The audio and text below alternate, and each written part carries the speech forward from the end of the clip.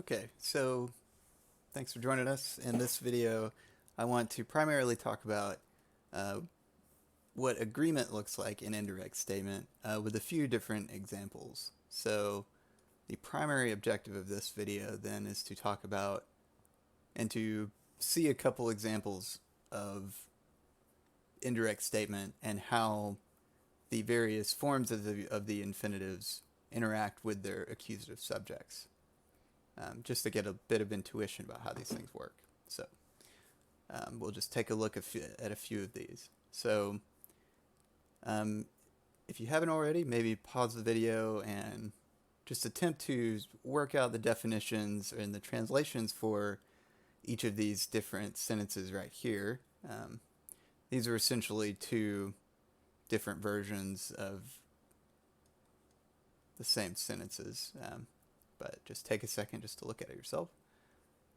Then we'll talk about it afterwards. So, all right. I assume you've paused and taken a look at it yourself. So let's just take a look at this first translation here, and then we'll talk about how we can put it into indirect statement and what exactly will happen to the subject and the verb of the direct version when it goes into indirect statement. So we'll just talk about what exactly is the subject and what is the verb in this first part. So our subject then is lupi, which is wolves, the nominative plural, and our verb is interfecti sint. So have been killed, our perfect indicative passive third plural. And then our agent here is a porco, by the pig. So this might be somewhat a reversal of usual circumstances, but hey, this is the sentence. So the wolves have been killed by the pig.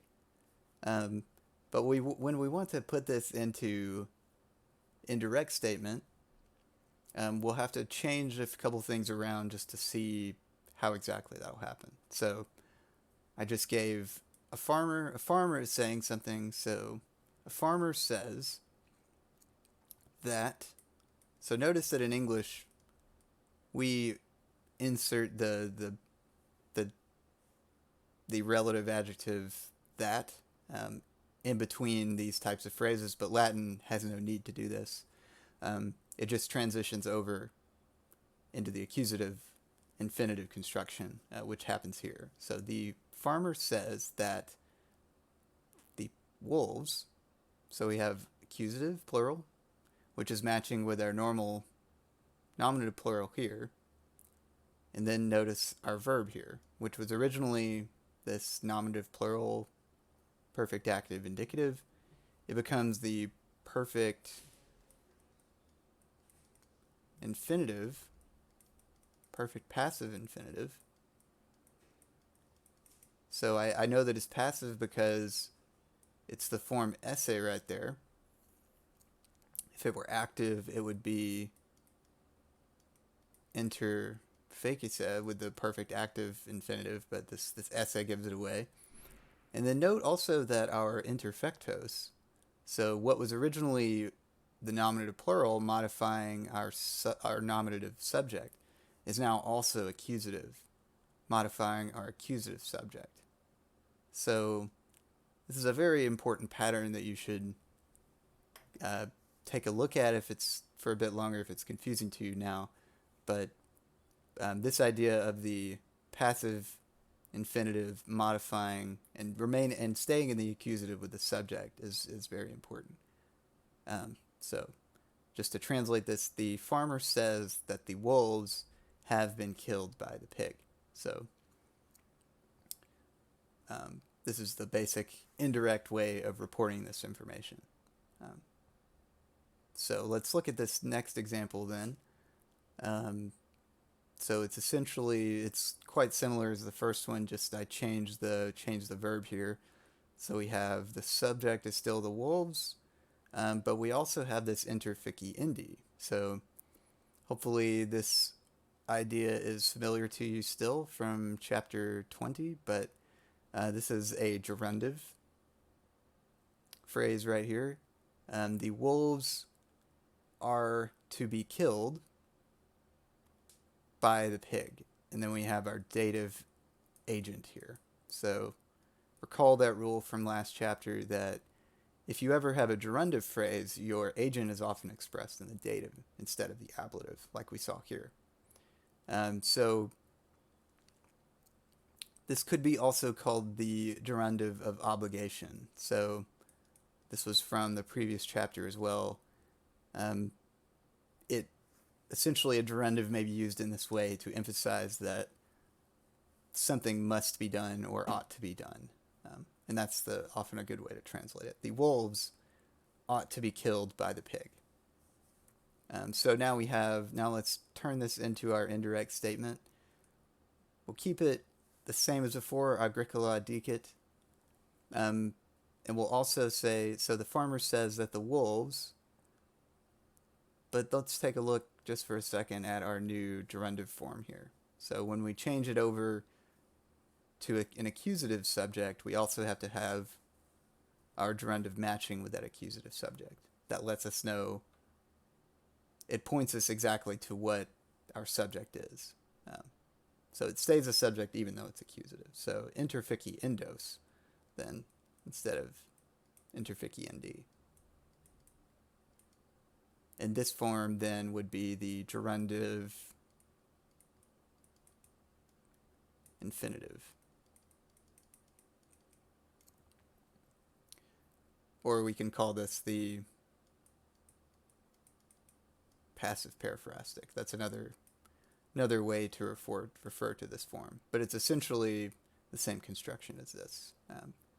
And then our agent also stays in the same dative case. So the wolves, so I'll say it in English, the farmer says that the wolves should be killed. This is just keeping the same idea, ought to be killed by the pig. And that's our basic gerundive idea. Okay. So the important ideas from this then is that our accusative subject continues to be modified. Whatever our perfect infinitive or perfect indicative forms are, they continue to keep the same case as our subjects. It just transfers over. Okay. So let's take a look at these next couple real quick. So the first example is the girl. So this is our subject. And our verb is amabit, she loves. And then our object is deus. So the girl will love the gods, with the future tense there. Okay, so now let's transfer this over into indirect statement. The sacerdos says, so we can't have a farmer here, we have to have a priest saying this. The priest says that the girl, so we have our accusative subject, just like we expect. And then we have our infinitive here instead of a finite verb like we saw here. Will love the gods. And then our accusative object doesn't necessarily have to change. It can also stay in the accusative. So the girl will love the gods. So just to review this form here, this is the future infinitive active. So the priest says that the girl will love. So our infinitive, recall, is our future participle with the participle of sum, with the infinitive of sum, I'm sorry. And it also takes the feminine singular gender and case of our subject. So that's basically the idea there.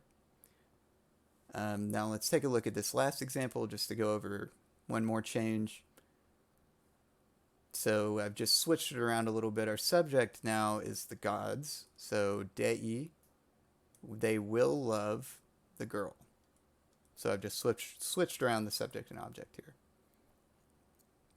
And now when we look at an indirect statement, we still have our priest saying this, but this time he says that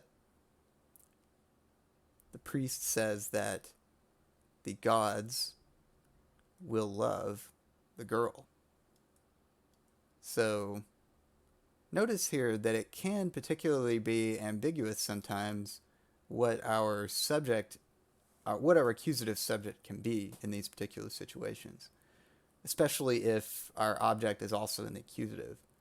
But one key takeaway from this and way to recognize the difference is that amaturos maintains the same case as whatever our subject is. So since this is masculine accusative plural, we know that whoever is doing the loving cannot be a feminine singular noun, but it has to be masculine accusative plural. So the only thing around here is deos, so it has to be the gods loving the girl in this case. So hopefully a few of these examples helped you get a little more of a sense of how to work through these problems, these types of indirect statements. As you continue working through this chapter, just do your best to understand it, and I will try to keep working on different problems to help you understand. So thanks for watching.